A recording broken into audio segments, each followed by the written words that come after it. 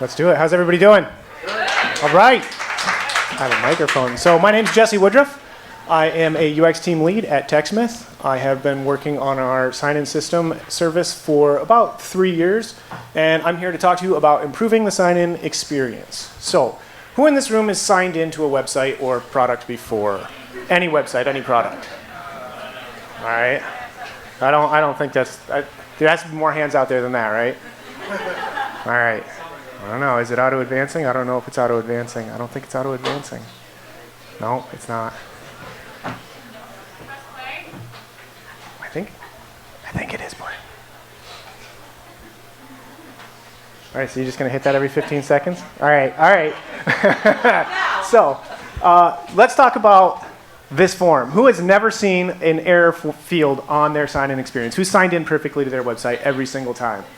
Everybody, right? Nobody ever forgets a password or username. So let's talk about this field, the username. What's wrong with this field? Who remembers their username every time? This should be email address, okay? Everybody remembers their email address because they use their email address more often than they use your website, right? Password.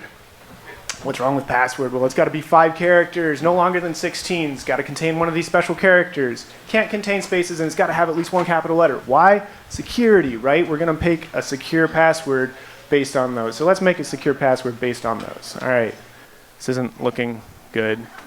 It's not really very secure. So how can we make passwords more secure and more usable? Accept more characters, accept emojis, accept spaces, accept long passwords. Have minimum requirements, not maximums. But this stuff is just the basics, right? In TechSmith, we were doing these basics, and we still were seeing a huge amount of failed sign-in attempts. So we wondered if we could do better, and we thought that we could. The biggest problem with it, though, is you guys. Time Magazine 2006 Person of the Year, right? You guys are really bad at remembering long strings of random numbers and what websites you've been to before. So how do we fix that? What can we do about that? Well, sign-in isn't a problem if you don't have to sign in, right? So let's delay signing in for as long as possible. Let's not ask you to sign in until it's absolutely necessary. And then once you are signed in, let's not sign you out until, well, you ask to sign out, right? Oh, and these guys, right? Magic bullets. Sign in with Facebook, sign in with Google. Everybody uses yeah, which one do I use? I don't know. The problem with these is it actually increases cognitive load, so it's harder for users to remember what they signed in with last time. Our problem is we have to stop thinking about identity like this. It's not a barrier that everybody gets piled up behind. It's not some giant toll booth. It's something that your customer is saying. It's not a Tuma, right? Sign-in is your customer's first indication that they want a better relationship with you. They're saying, hey, I'm interested in what you're doing. Think of it like your favorite bar. You can't just walk in here, walk up to the bar and mix yourself a cocktail, right? You got to go through this guy. But if this guy's good at his job, he knows your favorite drink. And he can recommend some new ones. And maybe he can help you meet some new people and learn more about your products and services. And just make it a generally better experience. So how do we get here? Well, at TechSmith, we did this. We took everything away except your email address. Let's ask you the one thing that you probably know. You're going to remember this.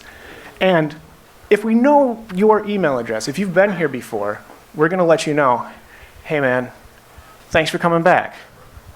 And then we're going to ask you for your password. So this is an indication, hey, I've been here. OK, cool. I've got an account. Now what's my password? Now it's on to that one, right? Well, guess what? If you get your password wrong, we're going to do this crazy thing. We're going to tell you got your password wrong instead of looking at you like, I don't know if you've been here before.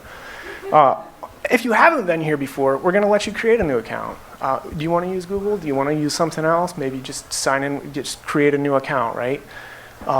But if you've been to our website a couple of times, we're going to do something even crazier because you're probably one of our really good customers, and we want to say, hey, man, good to see you again. Welcome back. We've got a new IPA for you. So we're just going to give you a button to click instead of asking you to enter your email address, right? And that way, we're supporting our returning customers too. So what do we do in theory here? Well, we reduce cognitive load by removing options. We reduce reliance on long-term memory. We created a better understanding of system status by showing you accurate and helpful error messages. And we reduced manual input if you've been to our site a couple of times. So was it effective? Yep. 60% drop in failed sign-in attempts. This was a huge thing for us. I know some of you out there going, what about security, guys, right? Is that secure? Well, is an unusable sign-in system secure? Security and usability are not opposing forces. New standards for federal government sign-ins tell the federal government to favor users. Because if you don't, this is what happens.